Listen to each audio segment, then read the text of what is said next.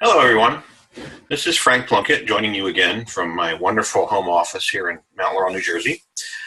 I wanted to try out Zoom for a recording solo without a meeting as part of my reflection. And of course, I have to keep it short so you don't get bored and turn me off. So my reflection for this, the Peirce FIT PDS, I thoroughly enjoyed all of the online meetings using Zoom. That was pretty cool, being able to interact. I have done a couple in my department with Google Hangouts, and it's very similar. It looks like the Zoom platform might be a little bit easier for me and my students, so we'll look at that as part of my reflection. A better tool possibly to use. I know Stephanie the other night said she wasn't a fan of Google Hangouts. For the meetings that we've done departmentally, they've been fine. I really hadn't had the opportunity to use it for students because I think, as Jackie had said, if I remember correctly, when she had her meetings with Zoom, like nobody showed up except for the kid that was in the classroom. I had the same thing happen with Google Hangouts. I tried to use Google Hangouts a year or two ago in one of my classes at ITT for a synchronous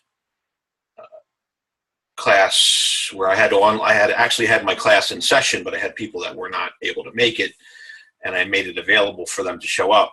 And although some people said they would, they had difficulty. A couple that tried couldn't get in. So I'm hoping Zoom is going to be a better platform to keep it down. So now I thought of another it's not a reflection, but best practice. I think I don't see on the Zoom, on my screen with Zoom, a clock. So I'm thinking probably a good thing for me, since sometimes just things pop into my head and I start talking about them, is to have some kind of countdown clock so I can stay under that 5-minute mark. Because obviously, as Margie pointed out in one of the discussions, the research shows us that kids don't watch, or adults, or our students are adults. I get a tendency from some previous people I worked with that call them kids, but yeah, well, most of them are much younger than me, so maybe that counts. But anyway, a clock would be good. My other reflections, again, as usual, it's good to interact with other people, even in various departments. I see other best practices, and I noticed one on Stella's reflection thing is she had a bright something in the background. Is get rid of the bright something in the background. So maybe I'll put my head in front of the window. I am actually in the process, and this might be another best practice or suggestion, of cleaning up or making my home office a little less busy.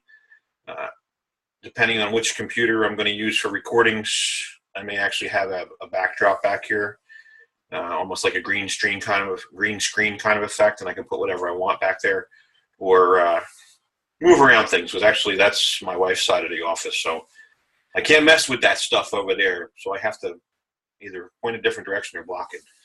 So again, my biggest reflection is it's great to work with the folks. It's great I think every time I participate in this, I think it was Margie told me, you can come to the classes, but you're already done your requirements for professional development. But every time I come to one of these, I learn something new. So that's the biggest thing. I mean, like Stephanie with Doodle, I don't think I ever heard about Doodle. Certainly I was well aware of the Google Apps free conference call. That's an interesting, because I haven't really done, other than professionally meetings, administrative meetings with work, I've never done a conference call with students. So that could be a good thing. Obviously, working out difficulties with cameras and whatnot, I had some issues, and I hope that's one of the things I'm worried about with students, is the technical difficulties, which we talked about. But I love the talk last night about classroom community and wanting to build that up in whatever way that we can. So, and some of the things about locking, I know that there was a schedule, but I never thought about actually locking down certain course content. That might be something I'm going to try, so that people don't get overwhelmed looking all through stuff. So overall, it was a great experience. I don't know how many people actually will actually watch my reflective video, because I noticed there's not a lot of chatter going on in the discussion. So maybe people are very busy and wait until the weekend to catch up on that part. Who knows? I would ask if someone has some time all of you have some time to go look at my comments with regard to my,